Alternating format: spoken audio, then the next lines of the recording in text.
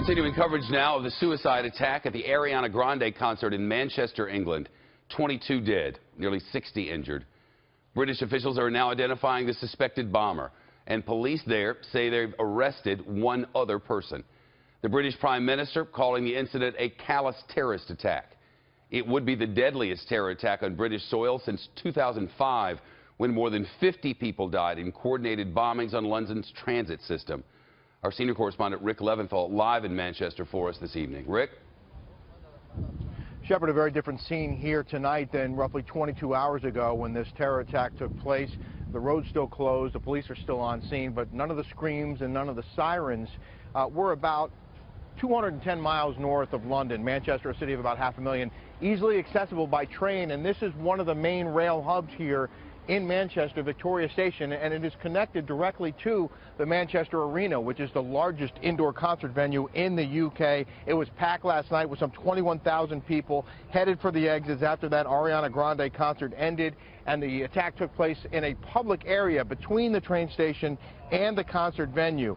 Chaos in the crowd of mostly teens and preteens and young adults as they heard the explosion. There were screams and there was panic and a stampede for the exits. At least 22 killed, as you mentioned, including an 8-year-old girl named Safi Rose Roussos and an 18-year-old student, Georgina Bethany Callender, and dozens more injured by shrapnel, nuts and bolts packed in the IED to maximize the carnage, and now authorities facing the grim task of identifying the rest of the dead.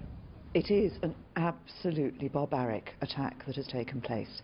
To cut off young lives in this way, and it is absolutely devastating, and our thoughts and prayers must be with their families and friends at this horrendous tragedy that has taken place. Yeah, a really tough time, Shepard, as you mentioned, the worst attack here in almost 12 years. Huge crowds at a vigil today, too, I understand, Rick. Yeah, and we talked to a guy who's lived here in Manchester for about 10 years. He says normally there's a lot of energy in this city, that the town is always buzzing, but not today. Very somber, very quiet, and thousands of people turned out at Albert Square, just a short distance from us here, to remember the lives lost, to honor the people who were tragically wounded and killed in this terror attack. A huge crowd there holding signs and candles and holding silent prayers, observing moments of silence.